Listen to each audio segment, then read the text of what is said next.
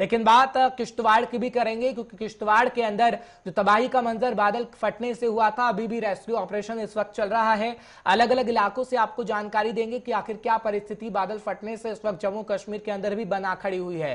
फिलहाल लद्दाख से आपको जानकारी दे रहे थे, क्योंकि लद्दाख से खबर यही थी कि बादल फटा है और NH1 हाईवे बंद हो गया है। हालांकि अगर बात करें जम्मू कश्मीर की, तो बादल फटने से तबाही का मंजर देखने को मिल रहा है। लापता लोगों को ढूंढने के लिए तलाशी अभियान चलाया जा रहा है। बड़ी खबर जम्मू कश्मीर से भी आपको बता रहे हैं, कुदरती कहर की चपेट में आने से 7 शव अभी तक फिलहाल बरामद किए गए हैं किश्तवाड़ के अंदर।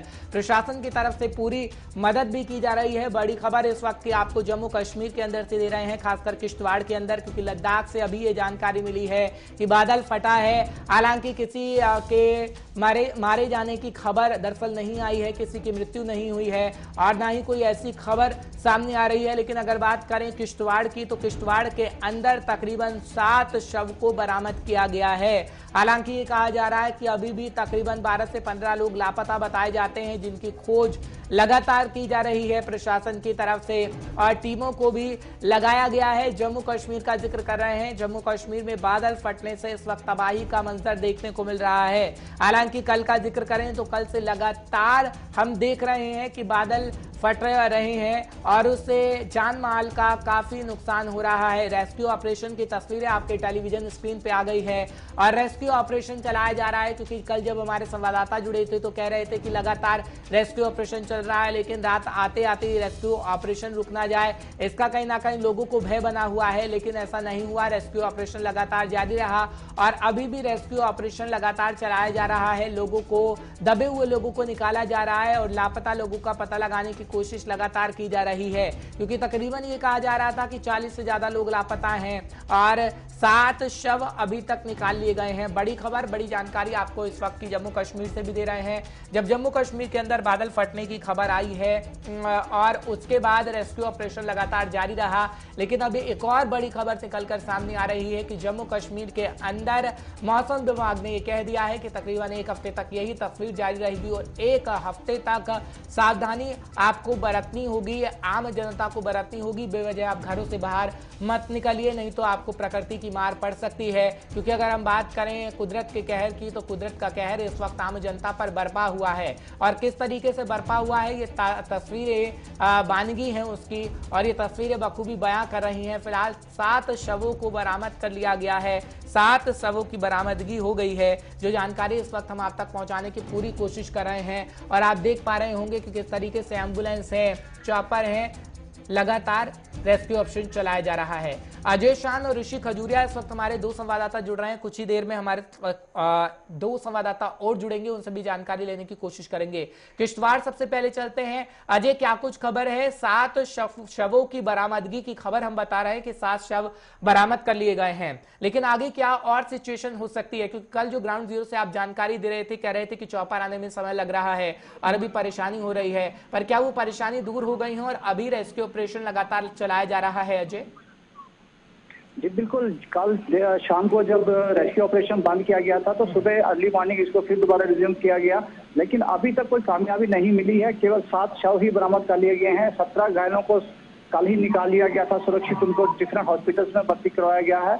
लेकिन जो 19 का एक आंकड़ा सामने आया है सरकारी तौर पर कि जो लोग लापता हैं उनका अभी तक कोई पता नहीं है। तो अब 2 दिन होने को आया है, लेकिन उनका अभी तक कोई अता पता नहीं है। यहाँ मैं एक आपको खबर बता दूं, हर्ष की जो एक इंजर्ड जिसको किश्तवाड़ में शिफ्ट किया गया था, उससे हमारी बात हुई है। उसने ये कहा है कि जिस तरह से दावा किया गया था प्रशासन की तरफ से कि 4 बजे की घटना है, लेकिन उसका ये कहना था कि मंगलवार शाम 8 और 9 बजे के बीच एक घटना हुई है और उसका ये कहना था कि 11 बजे के करीब वो कहीं ना कहीं अपने आप को बचाते हुए बाहर आया और उन्होंने फिर दूसरे ग्रामीण जो वहां पर एक लंप एरिया पड़ता है वहां पर जाके उन्होंने जो पुलिस पोस्ट है उसको सूचना दी और करीब 3 घंटे के बाद वहां से वायरलेस मैसेज मोबाइल सिस्टम हुआ।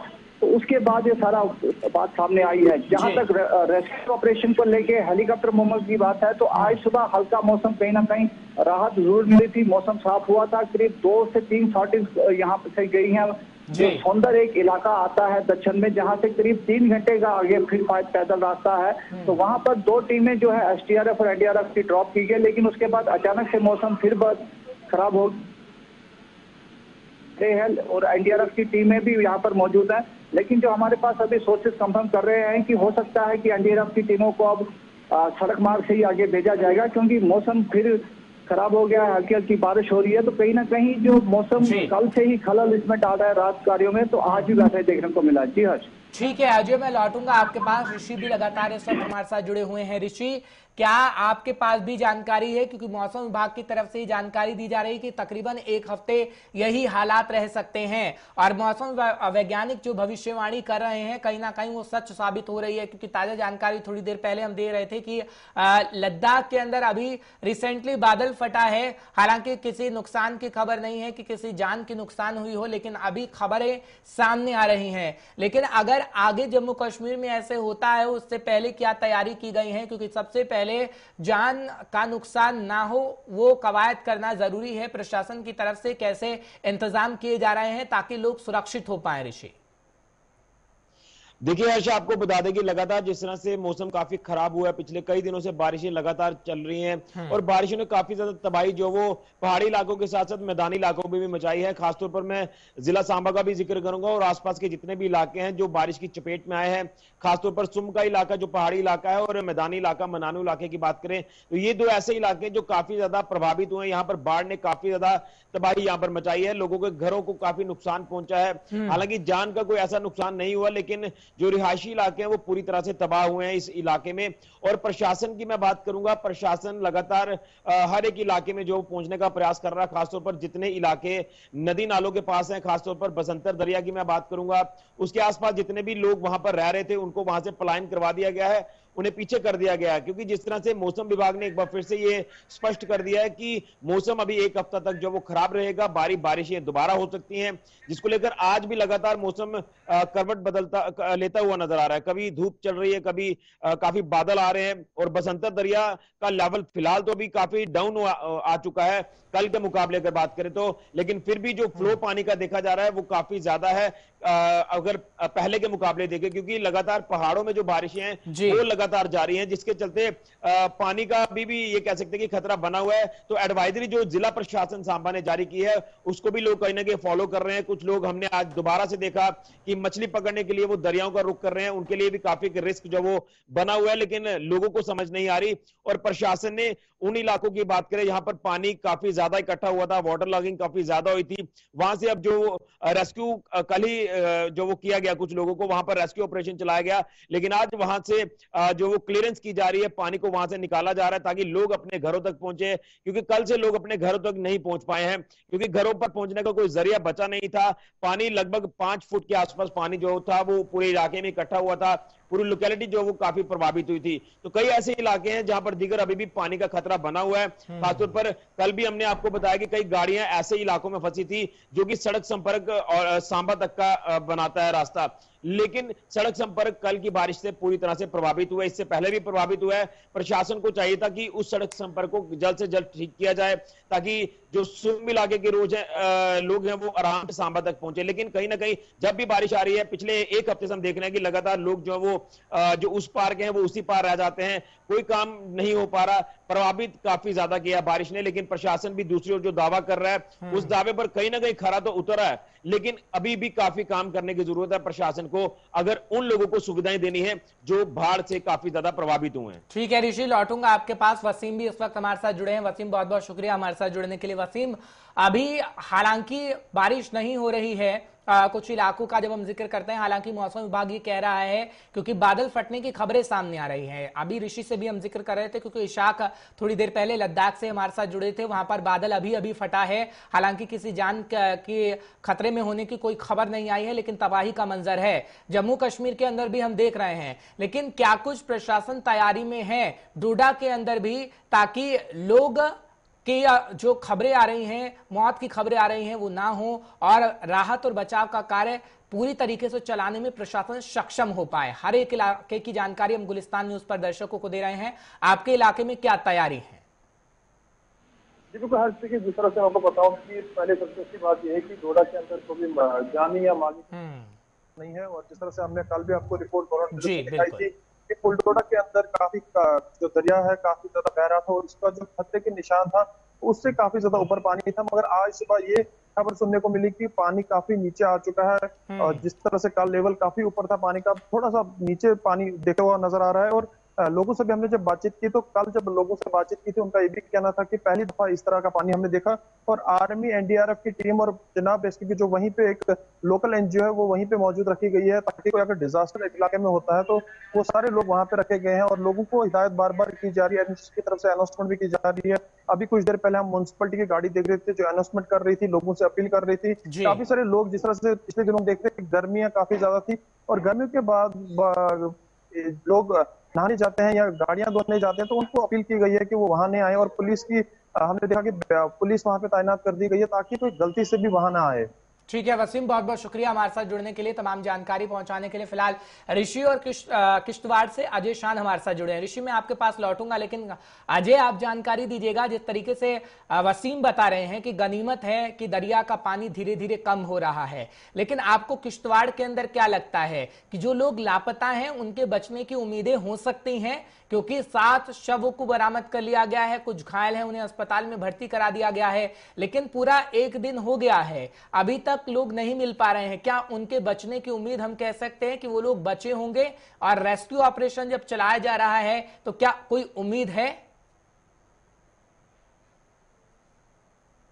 उसके मुताबिक 45 घंटे अभी तक हो चुके हैं हादसे को, क्योंकि 8 बजे का वो टाइम बता रहा है कि जब ये पूरा क्लाउड बस्ट वहां पर हुआ है तो 48 घंटे से ये लोग लापता है। वहां पर काफी बड़ा स्लश आया हुआ है, उसके नीचे लोग दबे हो सकते हैं। उसके साथ साथ जो वहां पर मरुसुदर नाला है जो मड़वा का यहाँ पर आता है, ट्रिब्यूटरी है चिनाब की, तो उसमें बहने का खतरा अंदेशा जताया जा रहा है कि कुछ लोग उसमें बह गए हैं। और जैसे जैसे समय बीतता जा रहा है उनके जिंदा रहने के चांसेस भी कम होते जा रहे हैं, क्योंकि एक तो प्रकृति ने जैसे एक बहुत बड़ा झटका दिया है। लोग पहले जो इन्होंने देखा है वो ट्रॉमा में हो, जिनके साथ बीता है उनके साथ क्या होगा वो खुद अंदाजा लगाया जा सकता है। लेकिन जैसे जैसे समय बीता जा रहा है तो ये 19 लोगों को लेके काफी कहीं ना कहीं संशय पैदा होना शुरू हो गया है। और कई लोगों के जो चेहरे हैं वो उदास हैं, क्योंकि कई लोग तो ये भी कहना शुरू हो गए हैं कि भगवान ये करे कि कम से कम जो हमारे रिलेटिव गायब हुए हैं उनके शव तो उनको नसीब हो। जी हाँ, ठीक है, आप बने रहिएगा। जमशीद भी इस वक्त हमारे साथ जुड़ रहे हैं, लेकिन ऋषि उससे पहले मैं आपके पास आ रहा हूं, क्योंकि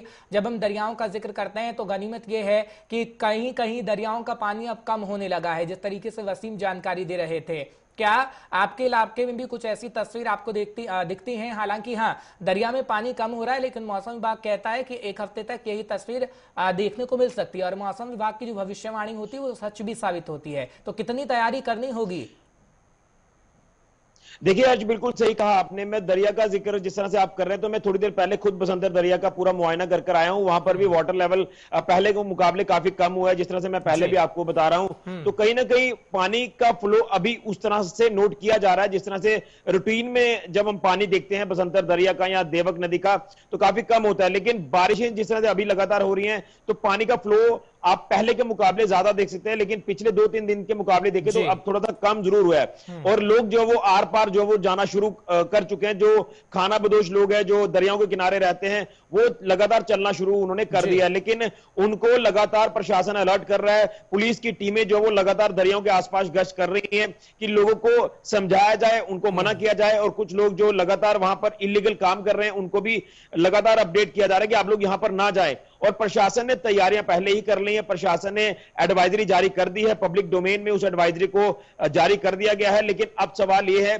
कि जिस तरह से प्रशासन ने दावे तो कर दिए हैं, लेकिन अगर बारिश अब आती है, अचानक बाढ़ आती है तो उसमें किस तरह से प्रशासन अपना अहम रोल निभाता है।